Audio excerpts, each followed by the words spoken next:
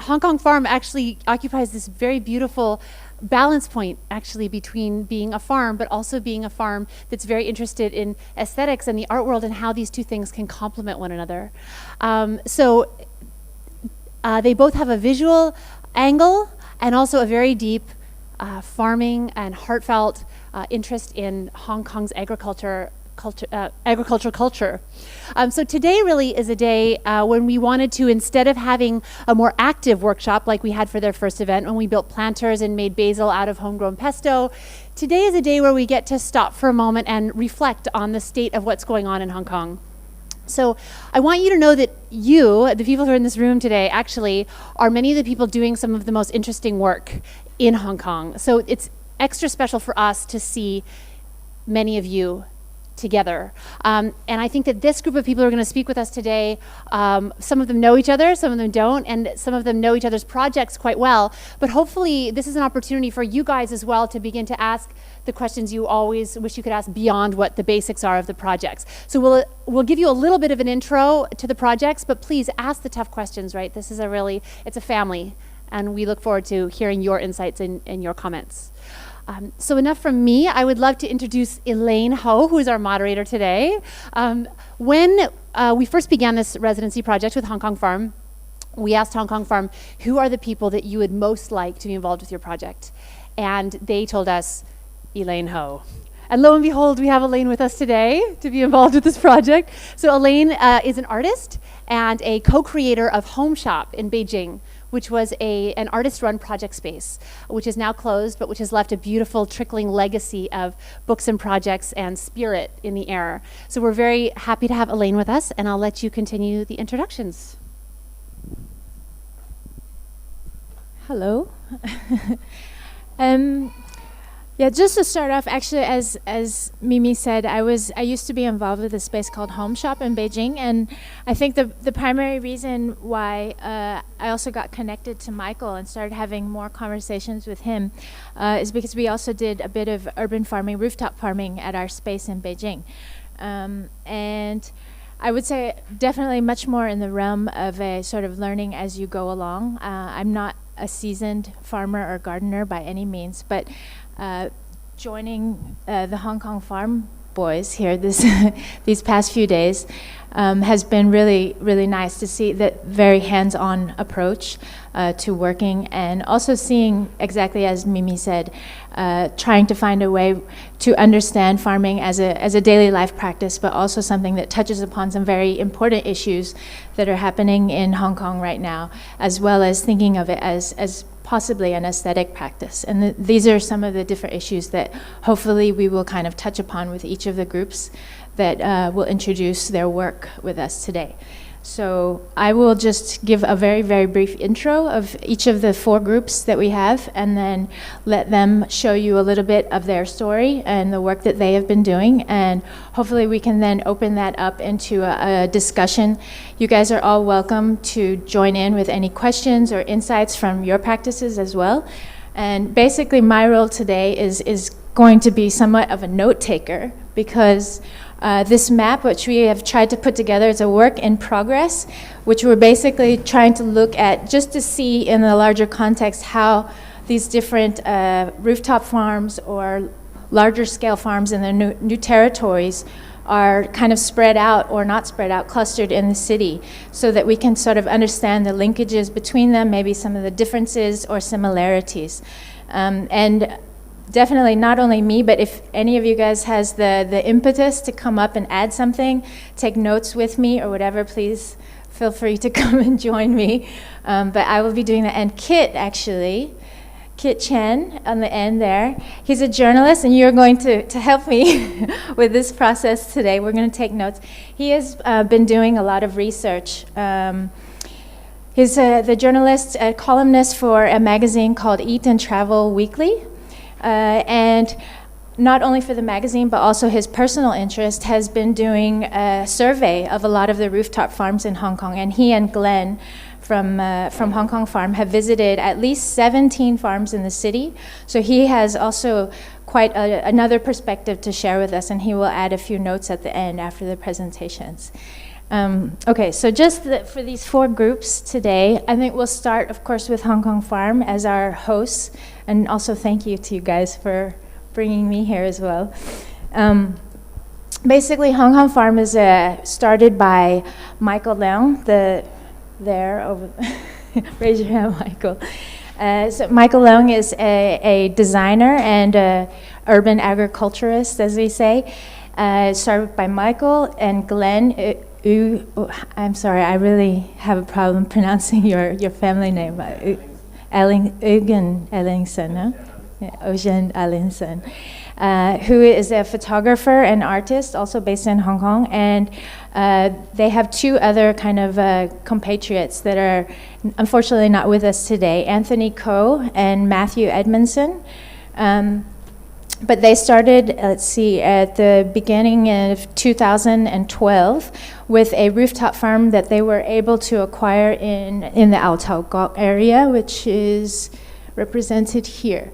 And they were able to start beginning this space doing also beekeeping and the rooftop farm that they held there for about a year and a half's time, where unfortunately they had to leave, and then they relocated to Yamade in this area here. And their practice, not only based in the farming, but they're doing a lot of workshops and also a lot of photography documentation, small publications. And so all of this, something that they will share a little bit with us today.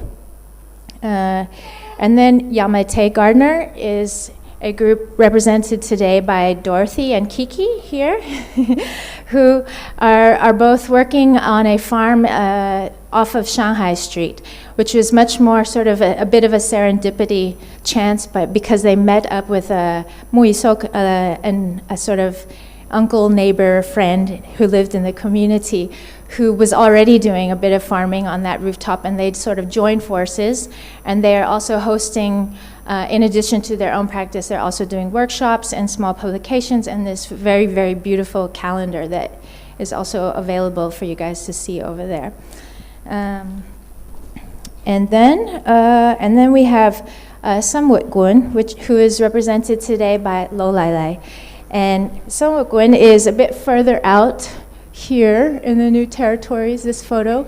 And this group actually started out more so because of the protest in Choi Yun Chun, which is about the high-speed railway that was being built between Hong Kong and Guangzhou. Yes, and this was happening from 2009, reaching a peak up in 2010 and 11.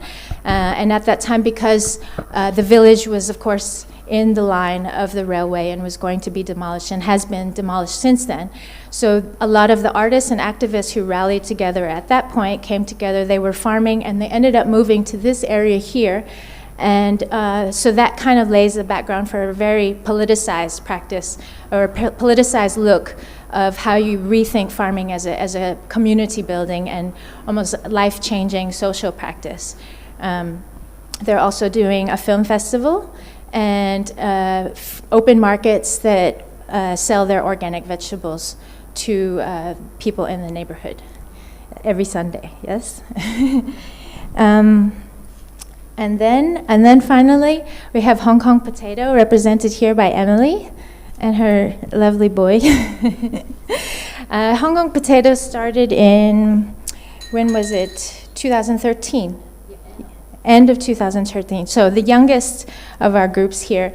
And actually much more interesting because it's much more, in a way, an alliance that has come out of a thinking of how to transform the idea of the consumers in Hong Kong into thinking that all of us can be producers also, that anyone, even in the city, can also produce their own food and grow.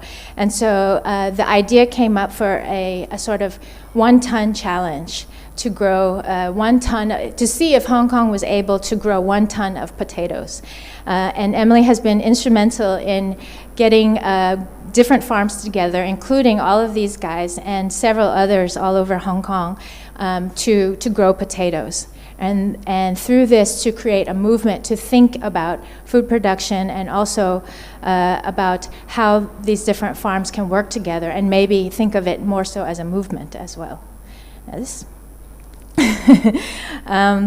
And at the end, and yes, I already introduced Kit. So maybe I think we can go ahead and start, no? I talked a lot already.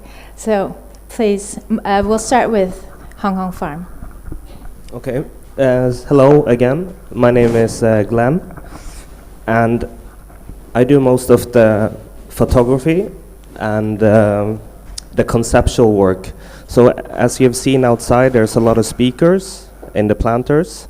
And we have a recording station on the right side, and this comes from my hometown in Norway. My grandmother always told me that you have to talk to your plants, and by that we created this work where everyone here can leave a message for the plants and everyone can participate. And then today we're also showing the compost box, which is usually composting is a hidden procedure. And now we've made it a see-through so people can see how everything breaks down. And at the bottom we have a tap for the juices as well. And since a lot of people don't want to interact directly with the compost, we made gloves into the box so people can touch it and feel the heat, etc., etc. So for the story of Hong Kong Farm, I'm going to leave it up to Michael Lung. Cool. Oh, thanks for that. Elaine briefly mentioned that we had a rooftop farm in a place called Ao Tau Kok, Kowloon, East Kowloon, near Kwun Tong. And this is the lovely photo where Glenn and I broke into the building opposite and climbed the rooftop to take this photo here. And the reason why we chose this photo today and not just one of the farm is to talk about the context of where we were farming in Ao Tau Kok, which was or is, or slowly not becoming an industrial neighborhood. It's scheduled for the next commercial business district in Hong Kong. And so we were part of a building called Easy Pack, where the top 3 floors, the 3 rows of black windows were creative studios. And we had the pleasure of working on this space in the 5th floor studio and a rooftop for a year and a half.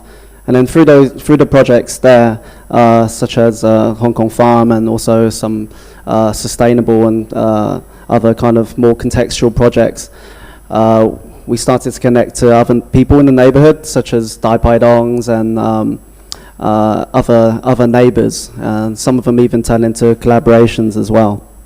So unfortunately, after a year and a half, a lot of stuff happened, but mostly we were asked to reduce the size of our rooftop, and Glenn and I both live in Yau Ma Tei.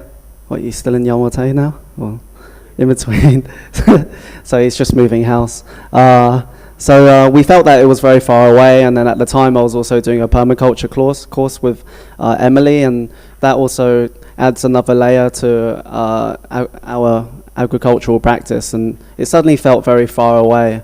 You could read a bit more in the zine that I brought today. And so we ended up moving to a neighborhood rooftop, which was next to, we left this rooftop again, but it's next to a community art space called Wu Ten, where I met, Kiki and Dorothy, the Yau Ma Tei gardeners.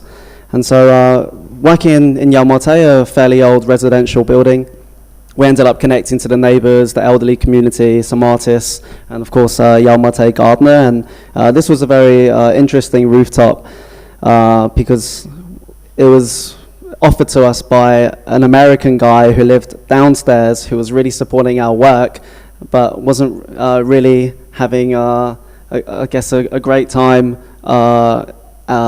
in Hong Kong. So he encountered some difficulties, and then he ended up leaving, or his landlord ended up kicking him out, and subsequently we were also asked to leave as well. And so both kind of stories are a bit odd. We put so much effort, like bringing up the soil and collecting the soil from the new territories, a farmland called Ma Po Po. And it seems a bit odd doing urban farming in Hong Kong, in that we only have rooftops for a relatively short amount of time. And then I guess after this rooftop, we started to think about our rooftops as installations, in that we're only in a particular space for a particular amount of time, and only able to connect to the people surrounding that space within the limited period. And it's kind of, it's difficult and challenging because you're constantly always meeting like new people or forming new relationships and stuff. And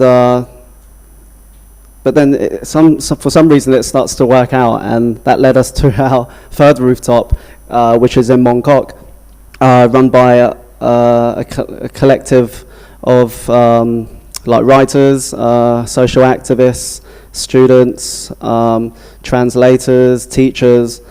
And once again, this rooftop we're currently farming on, and the people who are working on this rooftop have a meeting today or have some farming session. But I have a feeling that this year we're also going to be asked to move as well. So this particular rooftop connects to, I guess, more like land issues. The URA, the Urban Renewal Authority, have decided to develop this area, and all of the buildings that you see in this photo here will be eventually knocked down for urban development.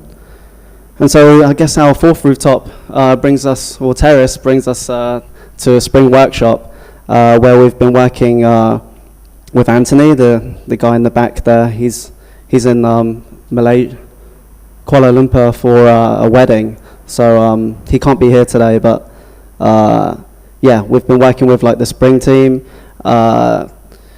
doing the projects that Glenn was just mentioning. And more importantly, I guess working here has allowed us to rethink our approach to urban agriculture. And it seems, I mean, when we're talking like about permaculture, we're often talking about like working within our proximity and using local resources. And it almost seems a bit odd that we're coming so far away from, I guess, Yau Ma Tei relatively. We've ended up deciding to work with farmers in the New Territories. So at the two kind of extreme points of Hong Kong geographically, we're now connecting with 3 different farmers for this residency project, one of which is Mr. and Mrs. Chan, who run a fruit farm, a fruit tree farm in Yuen Long. And I was surprised to actually see that Kit's written an article on them. Do you remember? You've got it located at the front. And so Mr. and Mrs. Chan have this amazing fruit tree farm in Yuen Long, and they are also experiencing some land issues as well with Henderson property development. And they'll be moving probably after Chinese New Year. And so with this project, we've been forming some sort of relationship with them, following their issues, their land issues, as well as buying some trees off them and planting them on the terrace.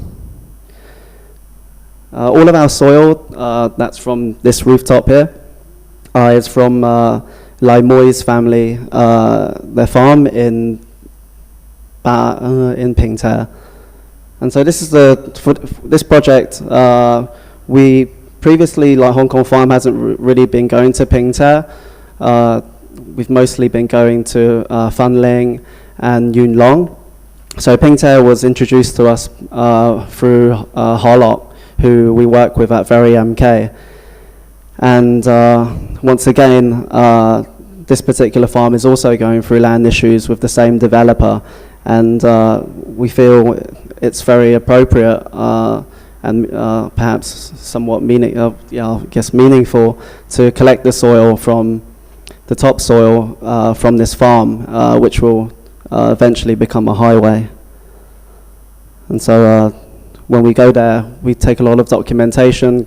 Glenn takes time to take some photos of not just the activities that we're doing, but also Lai Moi's lifestyle and the stuff that she's growing. So this is Rosella wild hibiscus that she grew last year, and we've been saving some of the seeds as well.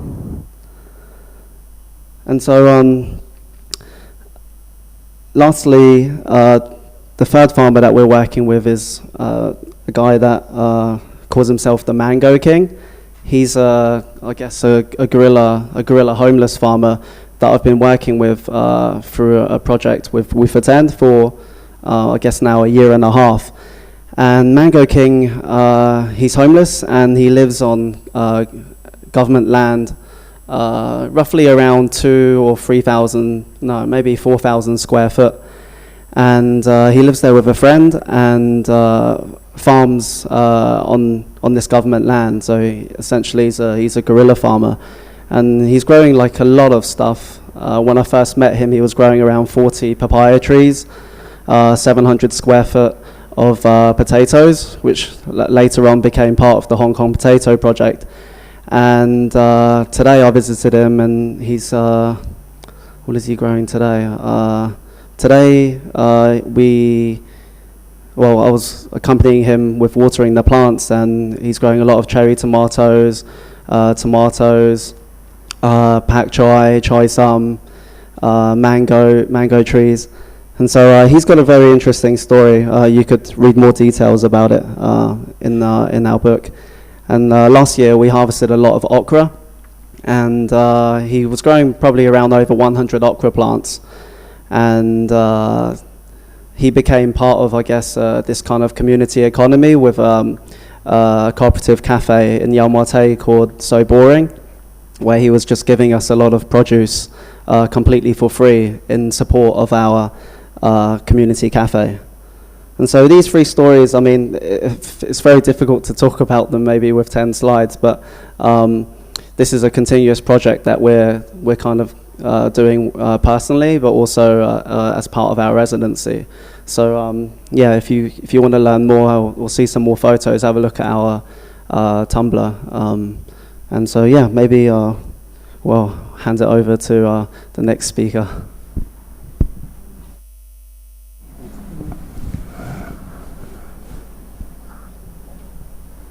我可以幫你撳喎。哦，好。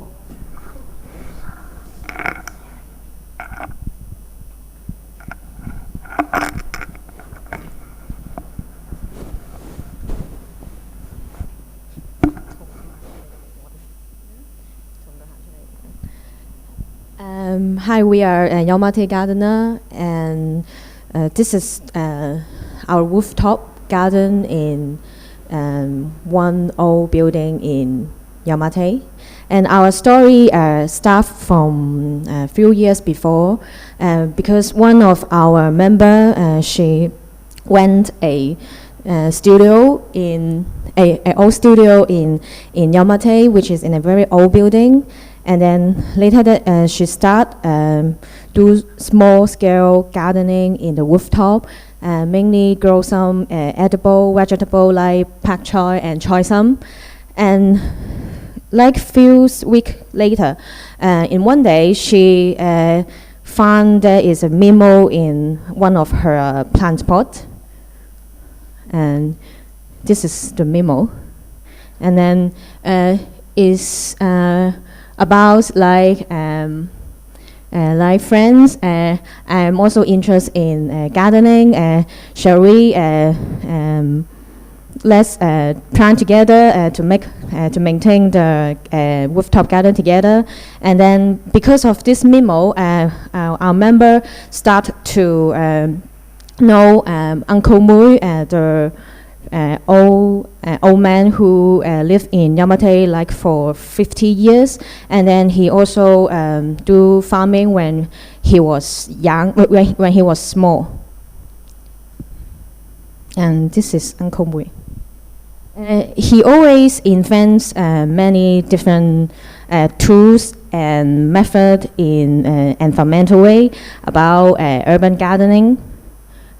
Sometimes he will share his experience with the public by workshop, and we also planned some menu to share with the public, like that one. And beside the printed menu, we also do some community map or guide. This is the Yau Ma Tei leftover guide.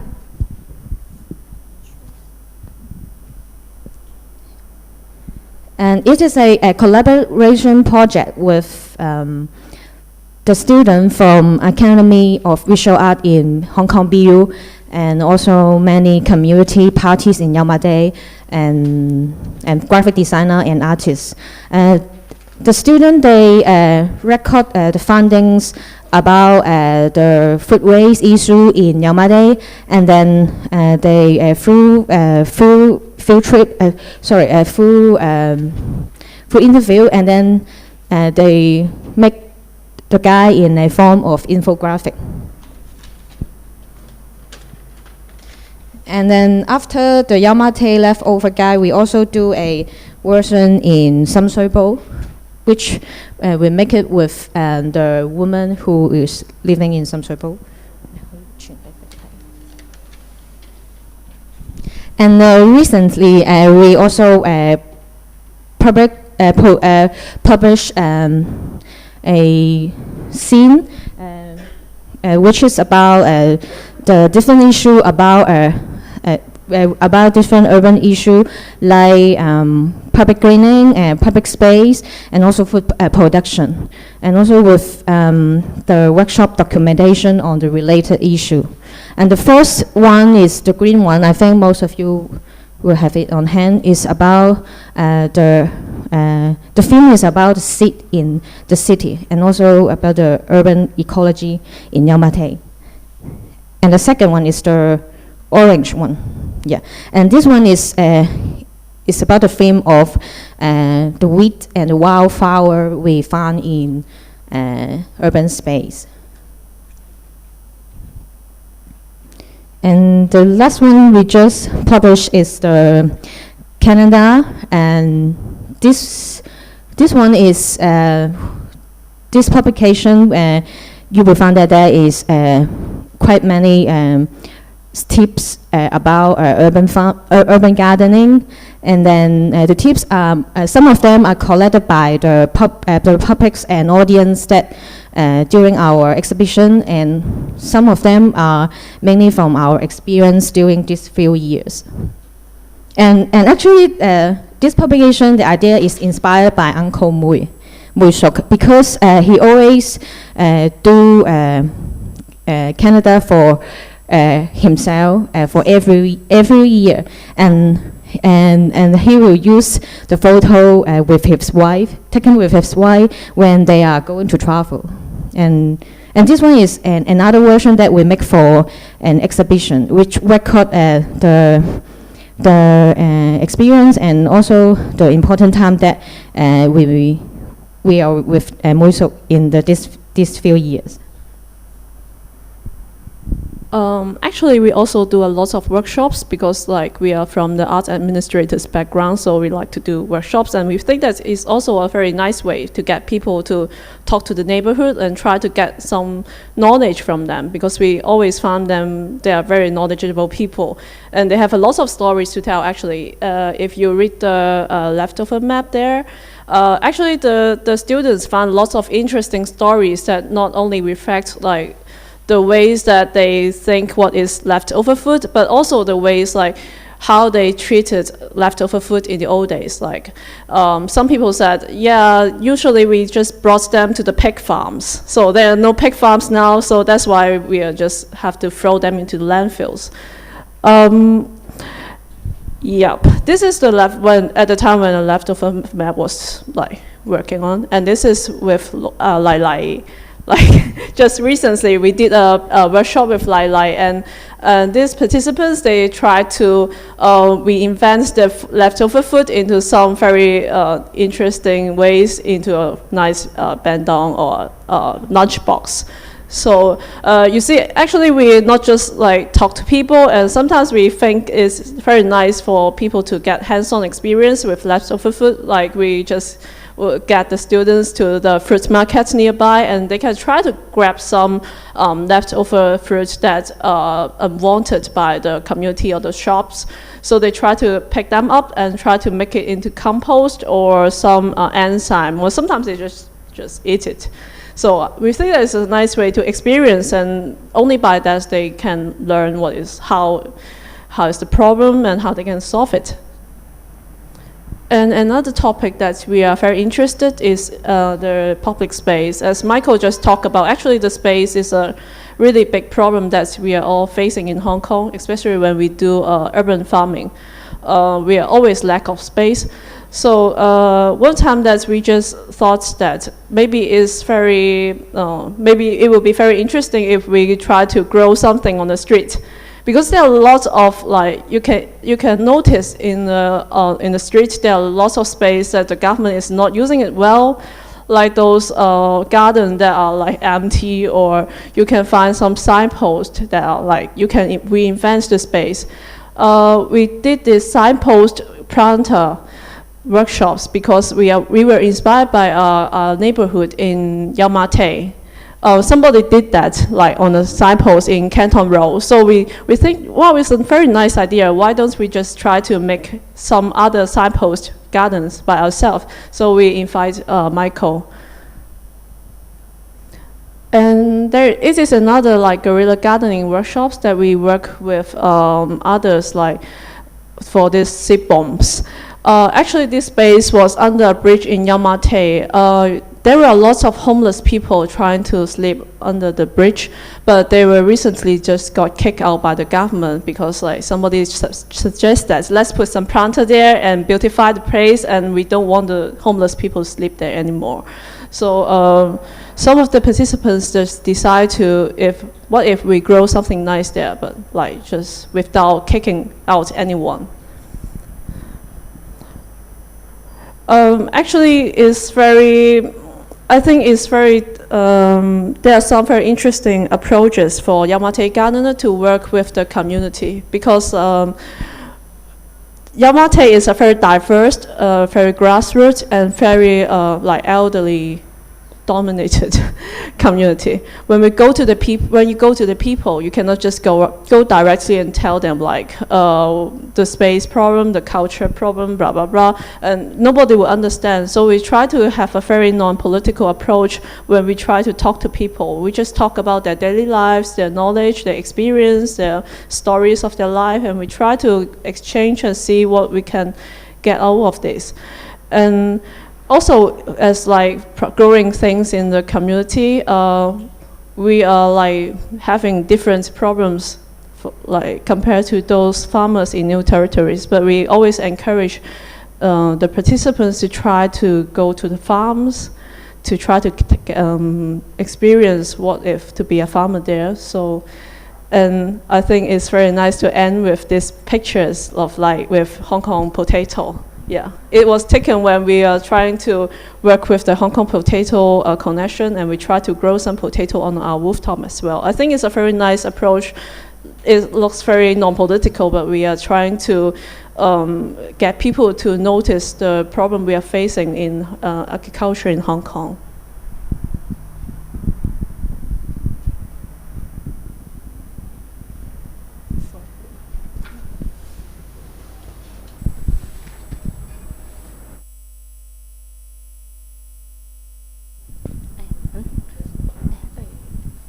Hello, it's Lai Lai, Natalie Lo Lai Lai.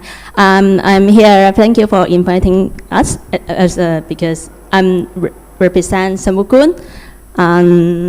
So here we are Sun Woo Koon. In Sun Woo Koon, so can you figure out where is Sun Woo Koon in the logo? As is our friend's design, Roland Yip, and I think he's one of the greatest calligraphy master in the social movement. So he wrote many banners in some protests, so you may figure out. And I think why I put the logo at the very beginning of my presentation is there is a big word of the agriculture, long, farming. Yeah, so under the umbrella of the agriculture, so you can see the Sun Woo Koon. So that is like a daily life house. So under the umbrella of the agriculture, how it inspires in daily life. So, yeah. And as Eileen Ho mentioned about, we were set up around 2010, March 2010. So it's near the peak or in the middle of the protest, the anti-high-speed train Choyun village to protect the Choyun village protests. So here you see the construction site. So at the time we set up the Sanwukun, we were thinking instead of doing something that is streaming or shouting out slogan and telling the government why we can't have alternative lives. So why don't us demonstrate the real alternative lives ourselves? So we try to learn farming. We hope our daily lives could be put it in the actual practice, but not sitting on the armchair and saying, I want to do something special, or I wanted to have alternative in Hong Kong. So we think it was nonsense or impractical. So, but at the time, we didn't know anything about farming, so it's pretty naive for us. It's like 20 or 30 people setting up the Sanwukun in the old Choyun village. At the same time, some of us, the members of in the Sanwukun, we were doing patrolling to protect the Choyun village. But it's happened time to time that you see we can't really focus on farming because we have to confront with the MTR staff and police, and it was a very difficult moment to us and the villagers. Yeah. But so then, but it's a great change, is it? But that was something. It's missing on slide. Actually, so it looks normal, right? It's like that we know farming now, but we spent like 2 to 3 years adjusting, because when we moved out the old Choyun village, we went to the new farmland. It's like around 20 minutes bus traveling time from the old village. So it was an unused land, and it's left over, so no farming anymore at the land we are doing farming. But we are some of the traditional farmers. They keep doing the farming there. And so we spent like 1 to 2 years to learn how we could set up a farm. So we set up the drainage system. We have to think of anything, everything that's related to farming. So it's not just buying a seed and plant in a small pot. So we have to do it. Establishing that. So he is our very core members, Chow Si-jong, and he actually, I can show you some pictures of our core members. So he's I think he's one of the most important people in our farm, because he is very humble to practice farming, but concentrated on practicing, because many of us, we were from cultural background, arts background, or other stuff, or we are doing research, and he did some research too, and he's doing, and he is a lecturer in tertiary education, but he's pretty crazy about farming. He spent like 4 to 5 days a week. So it's not terms to distinguish, is he a full-time farmer or Sunday farmers? So we are more than Sunday farmers, but we are not that professional as full-time farmers, because all of us has another identity. So some of artists, designers, and so on. So I can share with you how farming inspires as other identity. Mm-hmm. So yes, like some of you may figure out some of the like Keith Zhang and Jasper and me and Jenny, that's Zhou Zijong wife. Yeah, they were at the very frontal line in many important protests in Hong Kong, like the anti-high-speed train, the protecting the Staff Ferry. So I think we experienced a lot, and there was a lot of struggles when we were in the protest. So that's why it's turned into why don't we just let it go and back to the basic. So connecting the lands and keep it. And you may not figure out what this is, but maybe many of you have experience on farming. It's the rice. We're growing rice in the farmland, and one of our signature crops. But we were not doing last year because of the land issue. Part of our lands was taken. Yes, because the landlord don't want to get letted to us. Yeah, so I can explain more about that. But what I think is a signature crops. You know, in Cantonese we have the word "wan sik." We have to make our own. We have to make sure we have enough salaries or enough money enough for our living. But and rice is a main crops or the main food for many of the Chinese people. So I think it's a very significant crops to us. So we can feed our own. We can have our own food. So we can be independent, to a certain extent.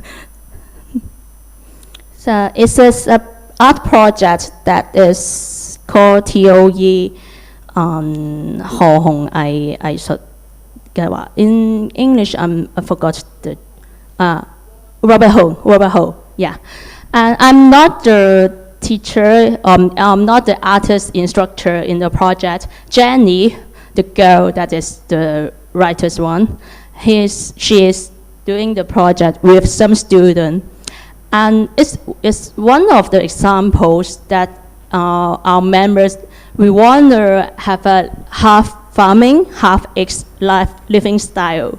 The other is our own another identity, like our own talent. So Jenny, she is a photographer. She is the photography instructor.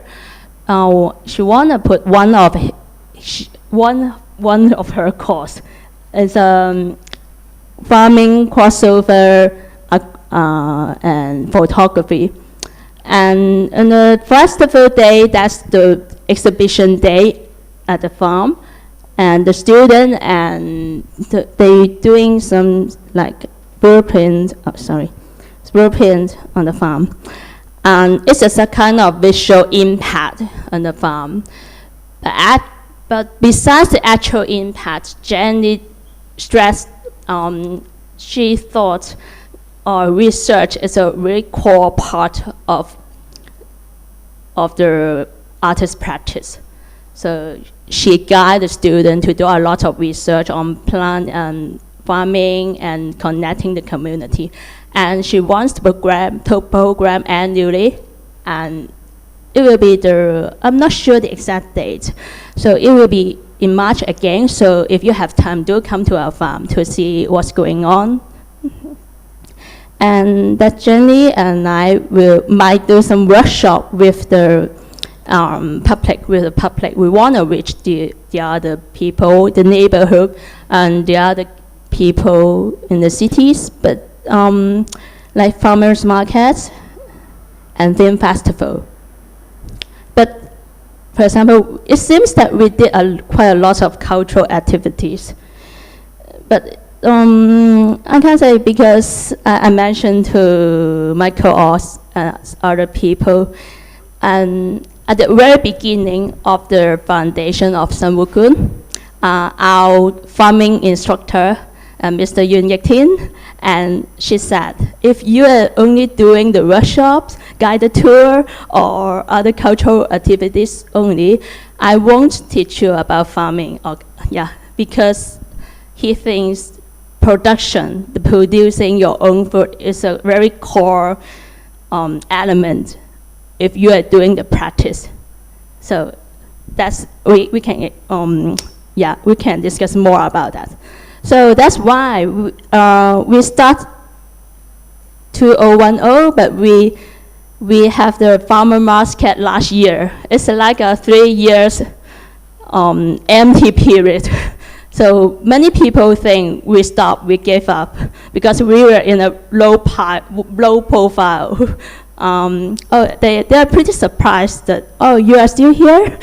So you're still doing the farming, and it's pretty good that because at the time we are not in so-called high profile, so we can concentrate on the hands-on farming.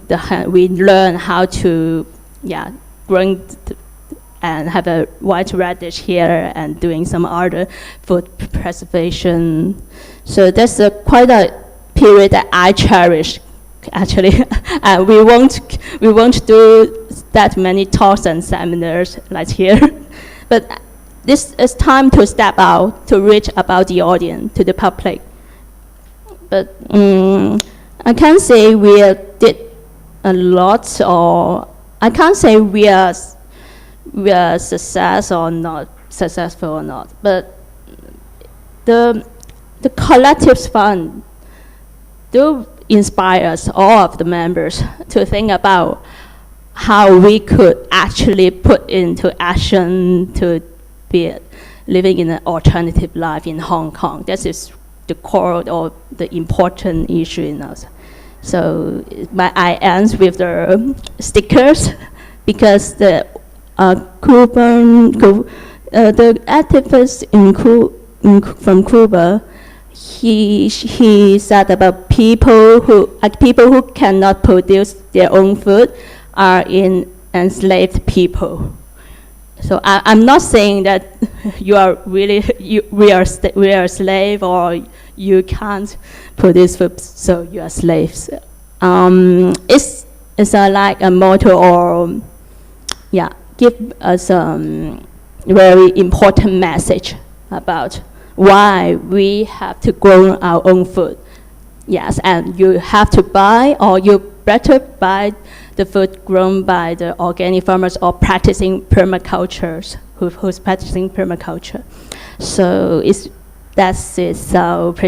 my presentation. So we can discuss more about San Wu Kun, and if you're interested in individuals, members, I can tell you the story.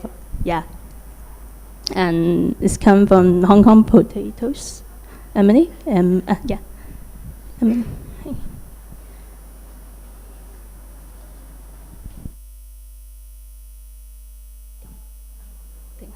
好，我幫你。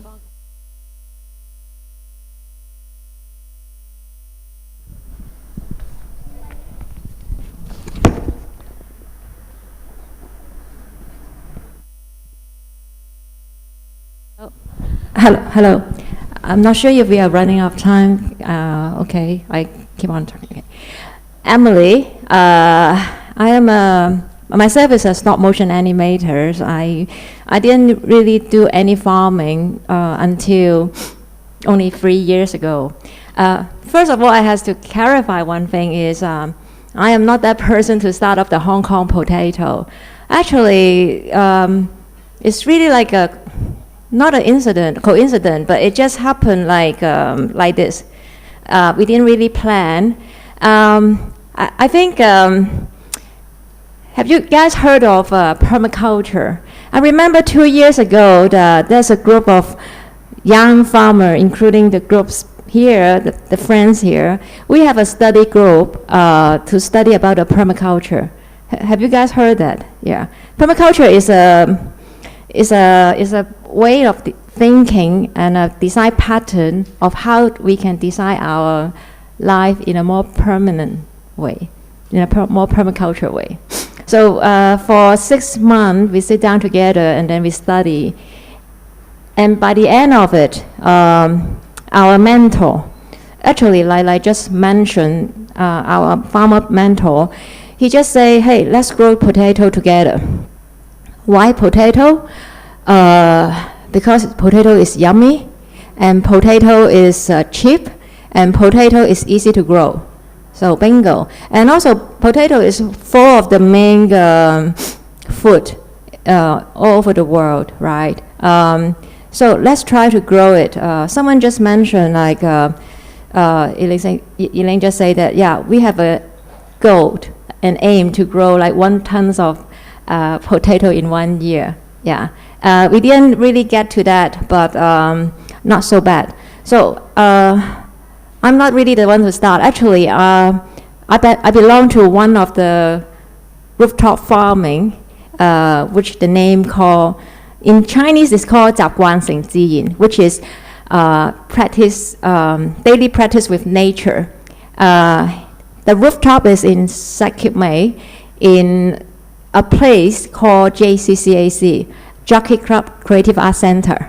Yeah, right there. And I am one of the artists in the art village. Okay, so and how all this farmer together, like Samukun and Yamate Farm, Hong Kong Farm, and even my rooftop, and there are 2 more farmland, including Mapopo and another one in Sangshui, and I think few more rooftop farming. We joined together to start it up. And actually it's an open platform to invite everyone in Hong Kong. If you want to grow the potato, let's do it together, because for so many years, we're so used to use money to solve the problem. Like if we have any desire, we want something, we buy it. But we never think of, okay, we can produce it. So it's an evolving problem, evolving process to evolve from being a consumer into a producer. It might be a long way, and different people has different path. Okay, to me, like 3 or 4 years ago, I learned my farming in Mapopo farm. It's just by, I don't know, it's just an accident. It just happened like this. And it changed my life, I think. And I think it changed many farmers' life here. Okay, let's look at a photo. This is one of my favorite photo. It's an interview by Ming Pao. They take a whole photo of the rooftop. It's not big. It's about 1,000 square feet. And it has all the labeling, 1, 2, 3, 4, 5, 6, 7.